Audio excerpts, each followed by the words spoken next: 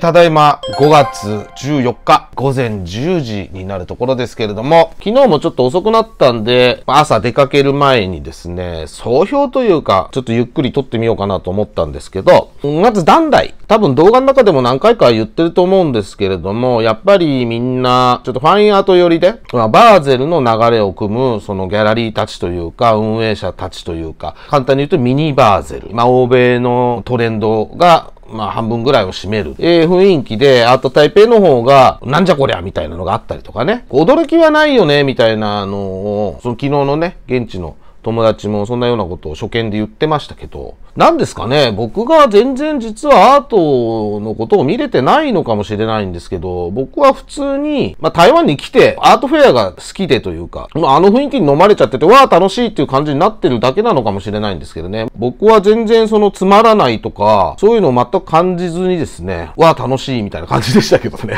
ただ僕のアートの趣味というか、好みがいろいろあるじゃないですか。人によってね。僕は割と範囲が広めなのかもしれないんですよね。それと、欧米の、いわゆる今のアフリカンアートのトレンドっぽいものとか、抽象画も結構ありますし、いわゆる日本の現代アートみたいなものとは違うものが、自分が作るものと欲しい絵とか好きな絵って必ずしも多分一致してないと僕は思っていて、みんながなんじゃこりゃとかとんでもないすごいって思うものって多分大きい立体とかわけわかんないインスタレーションっぽいものとかっていうものを言ってるのかな。この前のバーゼルの動画の時に少し話しましたけど、個人的にはやっぱりそういう大きいインスタレーションとかそういうものを動かす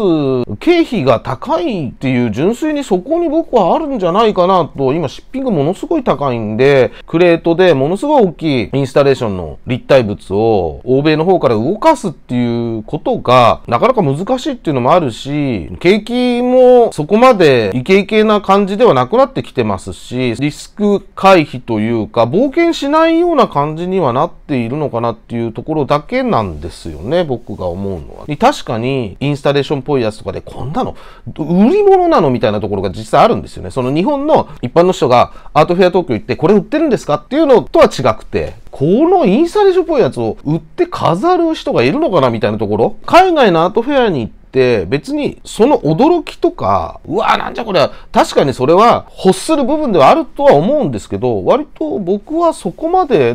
そこに焦点が合ってないのかもしれないですね。トレンド見たり、雰囲気を感じるというか、タイプ的に全体的な雰囲気を把握して、今回も結局1日目行って人多くて、動画も撮るっていうので余計なんですけど、全然作品が目に入ってこないというか、雰囲気とか、来ているお客さんの客層とか、それを動画撮りながらちょこちょこ見て、2日目も行って、動画も回しますけど、やっと少しずつ個々の作品と、あとギャラリーとその作品の展示の関係性みたいのがやっと見えて、ギャラリーの人と作品について話せるようになる。結構時間がかかったりもするんですよね。楽しかったですし、すごい来てよかったと思うし、たくさんいいものを見ましたね。確かに、香港のバーゼル見て台北団体に来てるんで、うわーすげーなんじゃこりゃっていう驚きは確かにないです。でも、それだけを求めてると、面白くなくなっちゃうんじゃないかなって個人的には思うんですけどね。海外のアートフェア。言ってもいつも同じだしなとかっていう風になってくると、それはあんまり面白くない気が。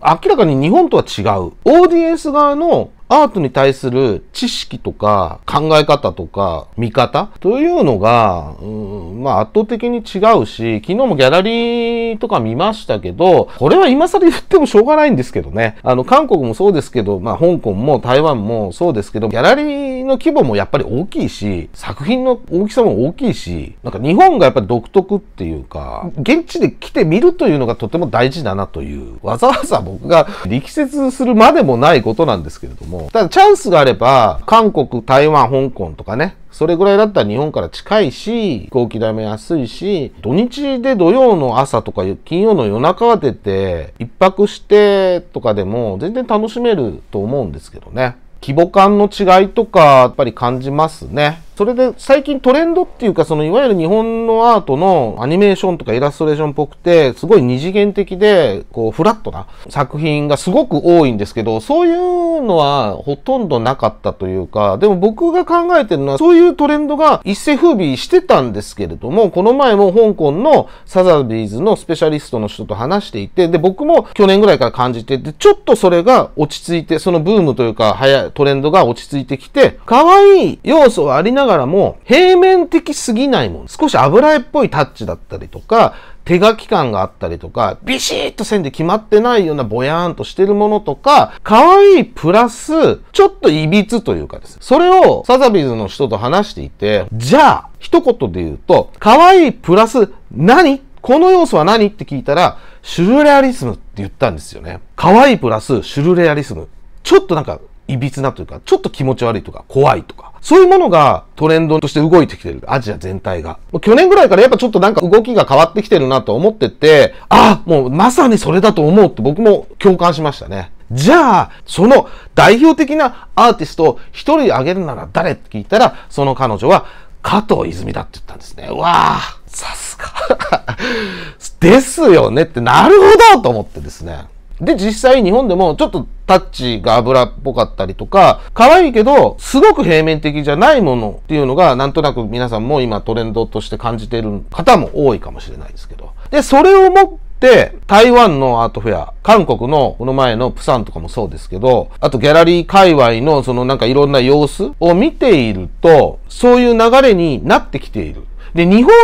の方がもしかしたら僕が勝手に感じてるのは、日本の方がそのトレンドはもうすでに進行度が早いな。台湾、韓国は移りつつもあるけども、まだそこまではっきりしてない感じ。なんとなくそういう方向性にコレクターさんとかギャラリーが動きつつあるけども、日本みたいにはっきりオークションとかでそういうアーティストが伸びたりっていう結果が出てないんで、おそらく日本はそういうプライマリーマーケットとオークションっていうそのセカンダリーマーケットの距離がとても近いので、っていうのはローカルなオークション会社が結構いっぱいあるっていうところにあるんですけれども、そこで如実に数字にすぐ現れてるんで、それがアジアのトレンドというかそういうものを作りやすくなってるのかなって思う部分はあるんですよね。マレットオークション、SBI オークション、毎日オークション、神話オークション、ニューアートエスト、ニューオークションとかっていうローカルのオークション会社がこんなにある。香港とか台湾とか見ると、もうサザビーズとかフィリップスとかってなる。韓国だと、ソウルオークション、K オークションっていう風になりますけど、そこまでそのローカルなっていう。で、プライマリーにすごい近い。そういうトレンド系が動く速さの肝になってるのかなとも思いつつ、地で数字が現れてくると、台湾とか韓国に影響が出てくるっていう感じはあるのかなと。全体的にアジアの流れとしてそういうすごく平面的な二次元から奥行き感というか、そういったものがある作品、可愛くてちょっといびつみたいなもののトレンドに入っていく過程で、そういう意味で言うと台湾とか韓国は明確に現れていないのかなという感じがしていて、そういう風な流れになっていくのかもしれないなという雰囲気はしている。ということで、じゃあもう出かけなきゃいけない時間ですので。ただいま時刻は午後12時45分くらい。ここはですね、台湾の中心部なんですけれども、土日だけ開かれる骨董市をやってるっていうことで見に来ました。さあ、中に入ってみましたけれども、こういう感じですね。仏像とか。なるほど。結構奥まってて広い。石がメインの位置のようですね。だからこういうアクセサリーとかブレスレットとかこういうのが多い。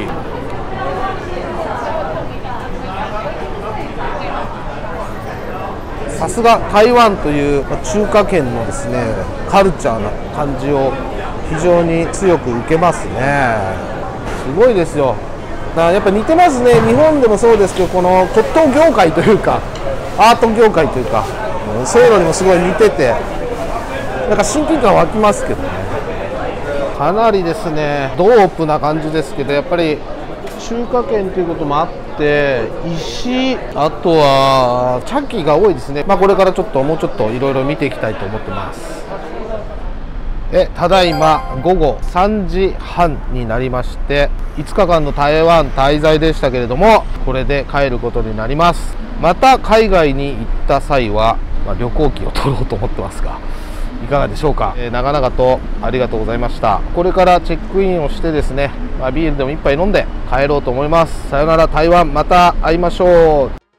ただいま5月16日の午前0時20分ですけれども、東京に帰ってまいりました。帰りの飛行機、セラミックアーティストの宮岡くんと一緒だったので、赤羽に降り立ちまして、一杯飲む。台湾の締めで歩き回って、とりあえずじゃあお疲れ様でしたということで、台湾ありがとうございました。ありがとうございました。お疲れ様です。どうでしたか、台湾は。充実してました。充実ね。dan台。dan台。一応今回はね、dan台メインで行きましたけど。ということで、この長い台湾旅行記になりましたけど、4泊5日。4泊5日。みよこちゃんは5泊6日。1日ね、早く入ってて。あ、展示の告知する？夏の23日から渋谷西部でセラミックのアーティストだけのグループ展があります。ということで皆さん、台湾、dan台を巡る台湾旅行記、これで締めたいと思います。ご覧いただきましてありがとうございました。